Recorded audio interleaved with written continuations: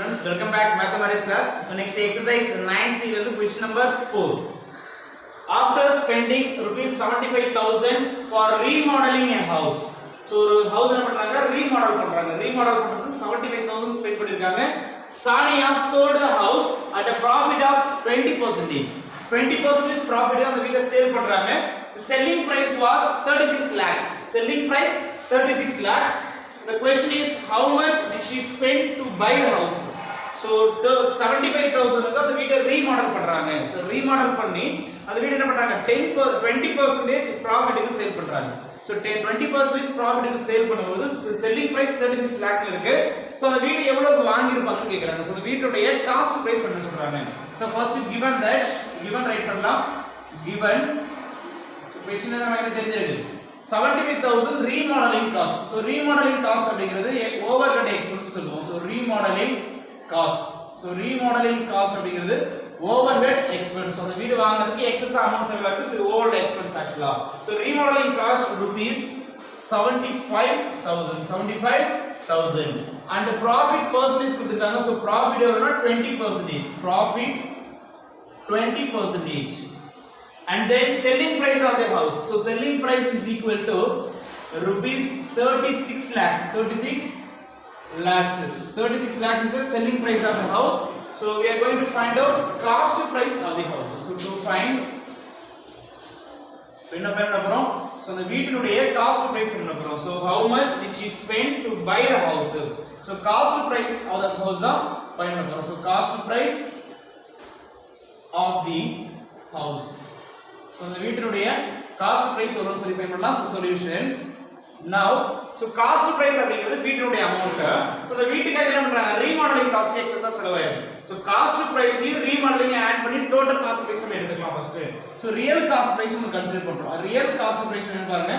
real cost price is equal to cost price of the house. So cost price of the house.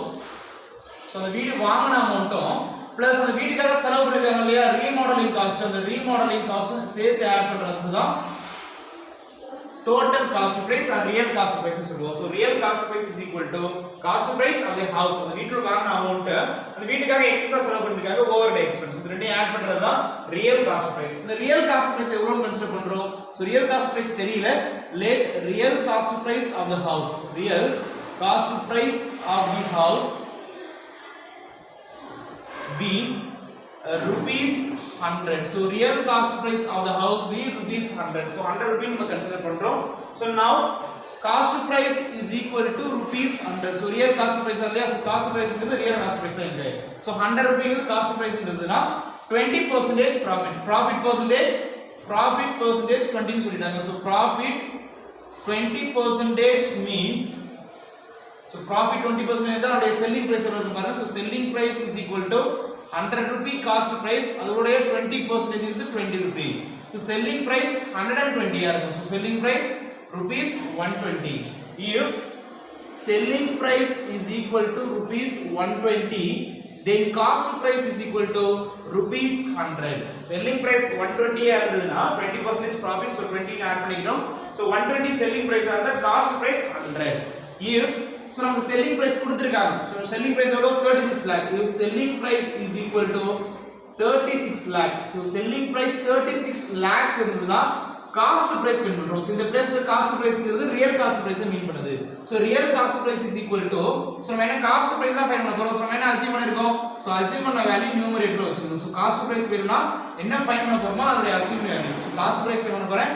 அதோட assumption value என்ன பண்ண 100 நாம late எடுத்துறோம். So 100 is divided by selling price 120. Selling price 120 into selling price. So original selling price 36 lakh. 36 lakh. So நாம assume பண்ண cost price find பண்ண போறேன். So அதனுடைய assumption value நியூமரேட்டர்ல போட்டுக்கணும். ஓகேவா. So next selling price தான் நமக்கு கொடுத்திருக்காங்க. So அதோட அசம்ப்ஷன் வேல்யூ டினாமினேட்டர்ல அப்ளை பண்ணிக்கோங்க. So 100 by 120 into 36 lakh. So 10 cancel பண்ணிக்கலாம். So ஓகேவா. Again 112 is 12 3 12s are 36. 3 12s are 36. எவ்வளவு இருக்கும் 3 lakh இருக்கு. 3 lakh into 10 இருக்கும். 10 into 3 lakh 10 into 3 lakh multiply பண்ணா 30 lakh கிடைக்குது. So 30 lakh is the total cost price. அதாவது real cost price அப்படிங்கிறது எவ்வளவு real cost price of the house 30 lakhs. So real cost price of the house 30 lakh. So now we are going to find out cost price of the house alone. So house உடைய cost price மட்டும் find பண்றேன்.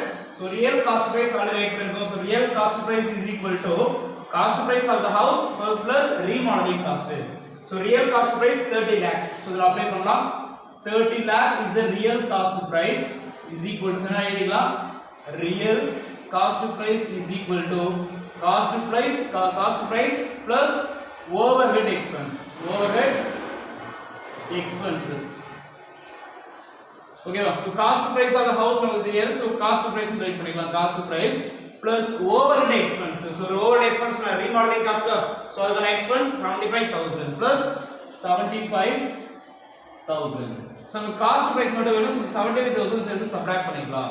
So cost price is equal to 30 lakhs minus 75,000. So 30 lakh ல இருந்து 75,000 subtract பண்றோம். So cost price is equal to 30 lakh ல இருந்து 75,000 subtract பண்றோம்னா 29 lakh 25,000 கிடைக்கும். So 29 lakh 25,000 கிடைக்கும். So 30 lakh minus 75,000, that is 29 lakh 75,000.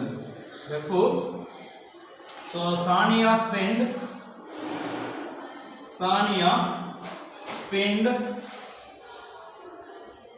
rupees 29 lakh 25,000 to buy